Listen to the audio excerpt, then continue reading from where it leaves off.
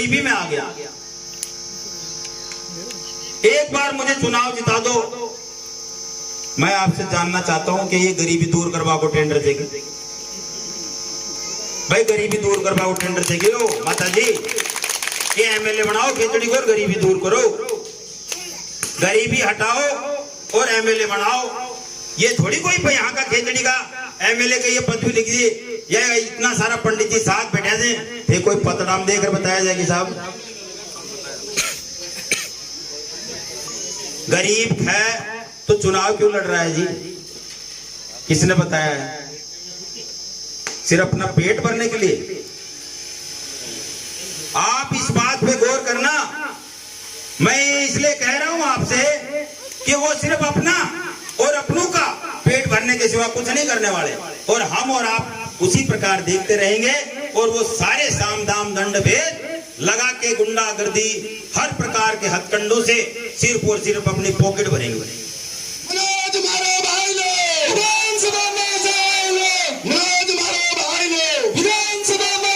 Poster के ऊपर आप पोस्टर लगा रहे हो, बोरिंग के ऊपर बोरिंग क्यों नहीं करवाते आप? पीड़ित शोषित की मदद क्यों नहीं करते आप? बोलवा और नीचे सोवा मैंने सकड़ भीड़ कांटा बरते खूब दवार बोलना जाओ, झूठी तो बोलनी से काम तो कुछ करना को नहीं। और ये और कहते हैं ऊपर से कि वो जो फैक्ट्रियां लगेंगी उनमें मेरी मर्जी के अलावा कोई नहीं लगेगा, मैं चाहूंगा वही लगेगा। ये सुन लेना आप लोग। अब यहाँ पता नहीं वो है कि नहीं जाखड़ साहब, पर वहां तो उनको बराबर बोला जा रहा था कि जाखड़ा नोट कर लेना इस बात को, मेरी मर्जी की ना कोई नहीं लगेगा। ऐसा कभी हुआ है? किसी फैक्ट्री मालिक ने किसी राजनेता की मर्जी से कोई कर्मचारी लगाया है या लगा सकता है या किसी को हटा सकता है? लोग मुझे बताएंगे कि आज उस केसीसी हॉस्पिटल में कोई इलाज हो सकता है? वहां मात्र 2 मलेरिया की गोली आपको मिल सकती है, इसके अलावा उस केसीसी हॉस्पिटल में कुछ भी नहीं है। धूल फांक रहा है वो हॉस्पिटल। हम खेतड़ी के वासी किधर जा रहे हैं आप विचार करो। दुनिया तो चांद की तरफ जा रही है, और जो सन 1987 के अंदर जो हॉस्पिटल आधुनिक सुविधाओं से लैस था, हमारा क्षेत्र उल्टा चला गया। उस हॉस्पिटल को जो पेशे से डॉक्टर आदमी है, जो पेशे से डॉक्टर है और चिकित्सा मंत्री है, रहते हुए उस हॉस्पिटल को बर्बाद कर दिया। क्या काम कराएंगे आप? उनकी करनी और कथनी का फर्क देखिए। आपके बीच में आके मैं झूठ बोल जाऊं और आपको वादे कर जाऊं, क्या इसीलिए आप मुझे वोट देंगे? या मुझे घूम के कांकरिया में नहीं आना है?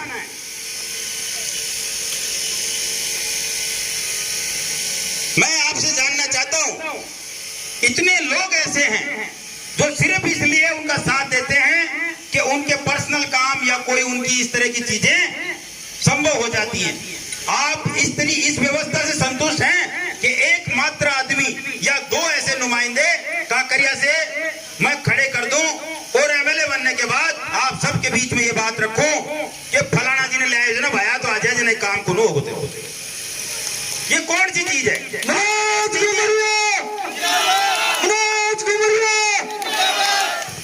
आपने वोट नहीं दिया या आपके वोट की कीमत नहीं है, फिर हम किसी दूसरे भाई का सहारा क्यों लें? हो सकता है घर परिवार में गांव में आपसी मनमुटाव हो, नहीं दिया।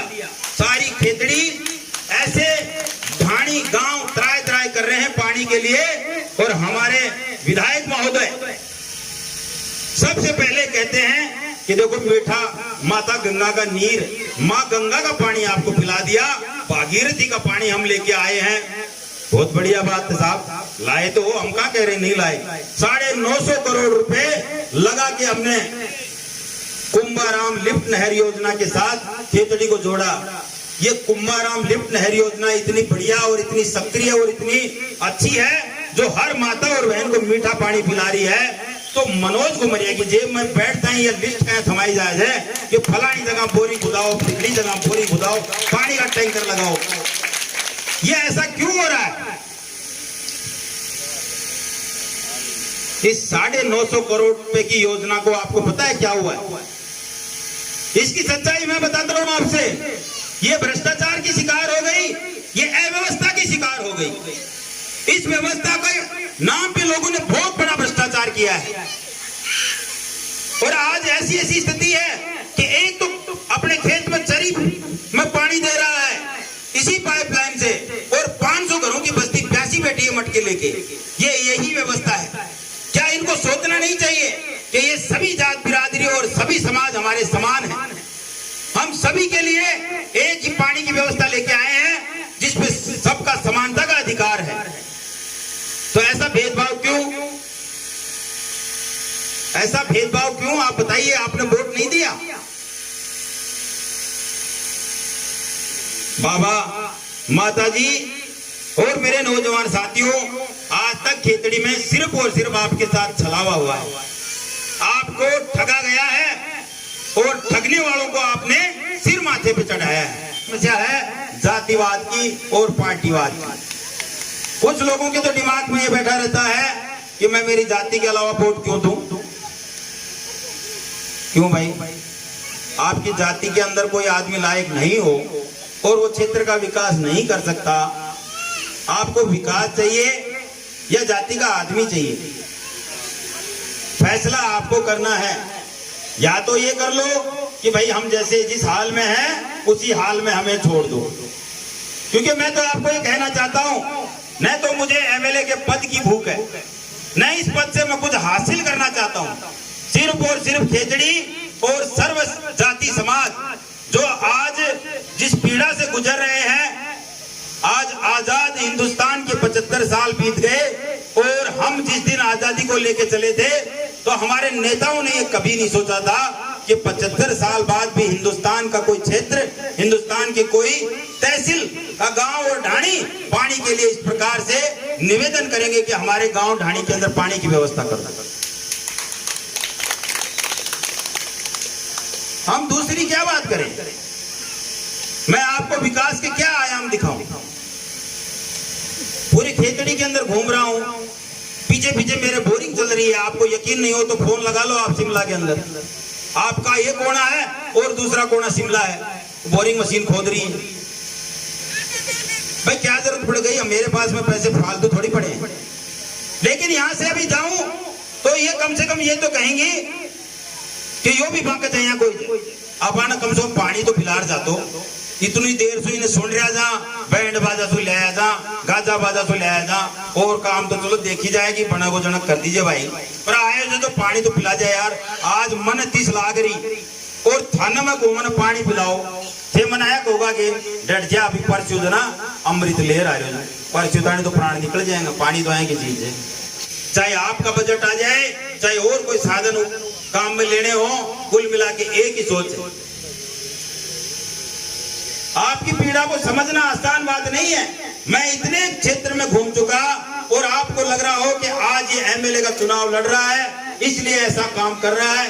तो आपकी जानकारी के लिए बताऊं, पिछले 12-13 साल से तो खेतड़ी के अंदर निरंतर मेरे द्वारा गौशालाओं के काम, मेरी गरीब बहनें जिनकी शादी के अंदर उनके माँ बाप या तो माँ बाप है नहीं या ऐसे गरीब तबके से हैं जो खर्च नहीं उठा सकते, ये नौजवान आपके बीच में राजस्थान भर में सामूहिक विवाह और इंडिविजुअल विवाह के रूप में 810 से भी ज्यादा बेटियों की विवाह कर चुके हैं। जोरदार तालियां।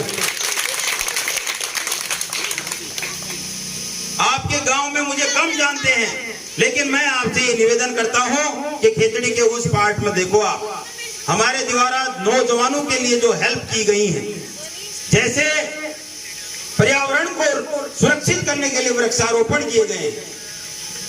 जो भी कोई भाई इस प्रकार से दिखता है जिसका कोई मददगार नहीं है, उसके लिए सदा हाथ बढ़ाएं आगे।